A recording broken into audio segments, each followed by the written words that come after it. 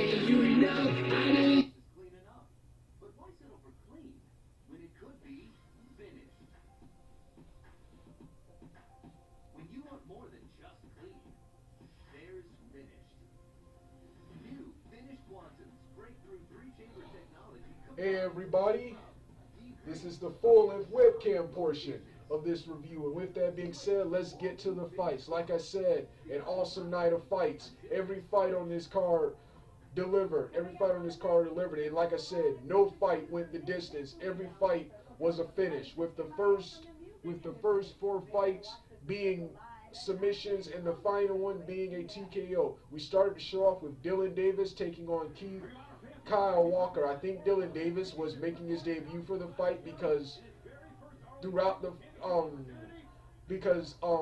before the fight and after the fight, he was bragging about how everyone else on the card are bombs and how everyone paid to see him and how he just recently revolutionized this sport with his awesome fight tonight. And as you predicted, Dylan Davis defeated Kyle Walker with a toe hold in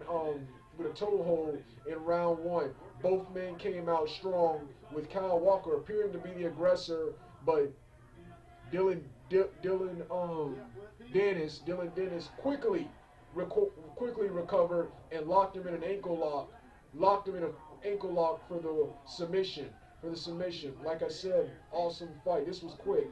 If they have to do wrestling, I want to see takedowns. I want to see takedowns, slams, and submissions. Not two guys laying on top of each other, and the other guy on the bottom not doing it, just stalling and not really doing anything. And the judges actually awarding points for that. No, you're gonna be wrestling takedowns and submissions, man, and slams. That's what I want to see. Now, so yeah, and like I said, post fight was Dylan Dennis bragged about how everyone paid to see him. They mentioned that he has some kind of association with Conor McGregor. I think he was a sparring partner, something like that. But how everyone was there to see him. And judging by him, I'm on Wikipedia right now, and he doesn't have a page. So I take it that this was both of their debut fights, because I haven't seen either one of these guys, and they don't have Wikipedia pages. Well, like I said, looking forward to seeing more of Dennis. The next fight of the night was Nurmi and Gracie taking on Javier Torres, with Gracie defeating him by submission arm triangle choke in 3:10 of round 2. I didn't watch this fight. I didn't want to watch a boring jiu-jitsu submission fest with one of the Gracies. Don't really like the Gracies. They're only a handful that I actually like. I can't stand the Gracies. So I didn't watch this fight.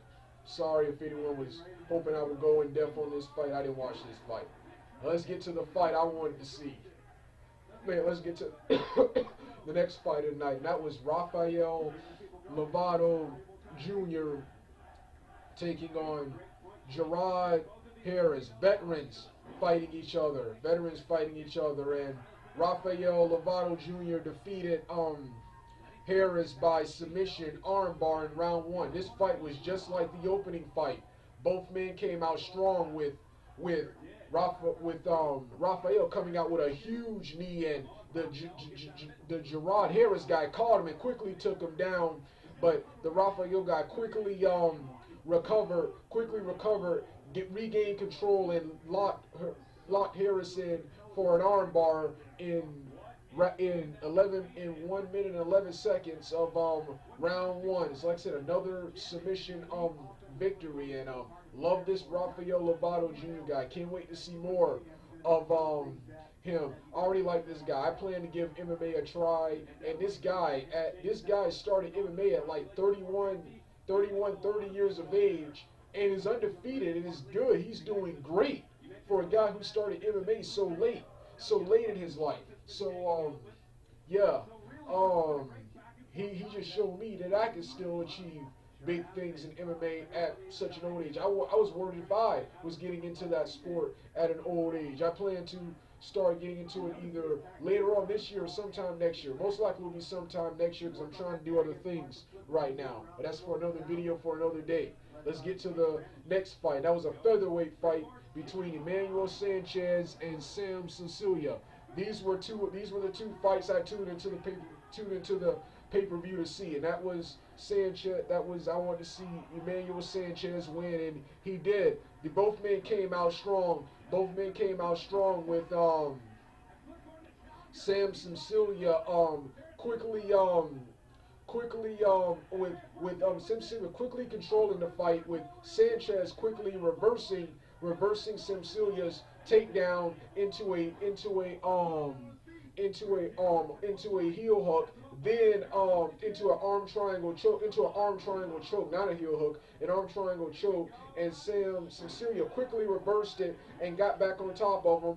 Then Emmanuel Sanchez quickly reversed into another to an arm triangle choke for the submission in 3 minutes and 52 seconds of round 1. Then we got the main event. Both of the entrances were awesome. That was Fedor Emelianeko versus Frank Mir. First off, the entrances, which the entrances are more important than the fight. Sometimes are more important than the fights themselves. Both of the entrances were good. You have I keep forgetting what song Emelianeko came out to, but you have Frank Mir coming out to one of my favorite Kanye West songs. Amazing, amazing. Awesome entrance in the crowd. The crowd was silent and then electric when they heard that music. So yeah, the introductions were awesome too. Then we finally got to the fight after hours and hours and minutes of waiting, which I hate it, but I'm kind of glad they did this, because I was also watching the Premier Boxing Championship event, which started an hour earlier. I'm glad that fight started an hour earlier. I hated that I had to do. They had to flip back and forth, but it was worth it because both of these shows were awesome, and both of these shows were awesome. I wanted to do my first ever live reaction and review, but it would have been hard to watch and react and review both shows. So I decided to save that for another time. But let's get back to this awesome event. I wanted Fedor Emelianeko to win. I didn't know who was gonna win because it's Fedor Emelianeko, the best fighter in the world, but he's old. He's old, and Matt Mitrione showed that last year at Madison Square Garden. So, yeah, I wanted Emelianeko to win. I don't like Frank Mir. Happy to see him alive and well in Bellator, but I don't like Frank Mir. He's a boring jiu-jitsu. Fighter, and it's just arrogant. But he was less arrogant in this fight. He was more passionate. A different Frank Mir in this fight than I'm used to seeing of Frank Mir. First off, Frank Mir, he came out the aggressor, immediately attacking Fedor, and I thought, oh, already it's going to be over. But Fedor quickly got up his defense and quickly reversed into an awesome judo sambo-like takedown. That's Fedor's fighting style. That's his fighting style, combat sambo, sambo, and quickly took it down. Quickly took him down and unloaded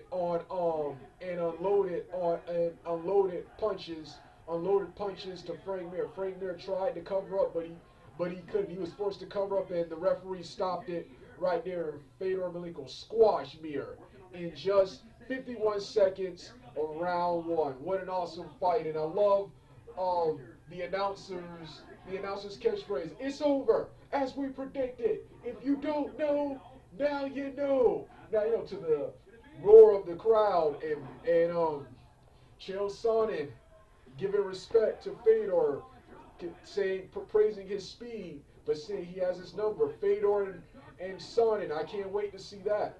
If I was a betting man, I don't bet on these fights, but if I was a betting man, I'm gonna say Fedor Emelianeko. But you never know with Chael Sonnen, man. So yeah, like I said, this has been an awesome tournament, with the exception of that Mitrione Roy Nelson decision. This has been an awesome tournament, and Bellator has been pretty good. Way better than the UFC, which I'm going to be doing a rant on the UFC next, because they also had a fight tonight. But does anyone care? I didn't. Conor McGregor, Alexander Gustafsson, and Robbie Lawler really need to come back, man, because it's boring without them, man. I think Alexander Gustafsson, I think he's injured. Lawler, he fought sometime last year, and Conor McGregor is now suspended after that bus incident. So, yeah, Bellator is doing good. Bellator is doing good. The only thing I hate is that Bellator, for them to eventually become as big as they should be, they will eventually have to probably outgrow Spike TV, which means I probably won't be able to watch them off things. I'm pretty sure, I highly doubt they'll get another good cable channel once they leave Spike TV. It'll be on some HD channel, some channel I don't get or something. Because I recently watched the ratings for one of the more recent Bellator events, and while I was happy that it was over a million viewers, I was kind of disappointed with the ratings. I expected a show like Bellator to have much larger ratings. I want Bellator to overtake UFC and represent MMA. MMA, they're so much better than the UFC. So much better than the UFC, and provide way better cards. And I just don't like the way UFC is doing things. But that's another video for another day. But like I said, another awesome night of fights. Every fight, no fight went the distance. Every fight was a finish, with the main event being a TKO finish and every other fight being a submission fight. And I can't wait for next week's fight, which is Bader and King Mo, which has an even, May 3rd's fight, which has an even better and bigger card. So, like I said, so far, an awesome year of fights for Bellator. All right, next I'm going to be doing my 2017 and early 2018 year-end reviews of Bellator in one of the next videos I'm going to be doing for Bellator. Like I said, I'm done for now. Let's hit my music.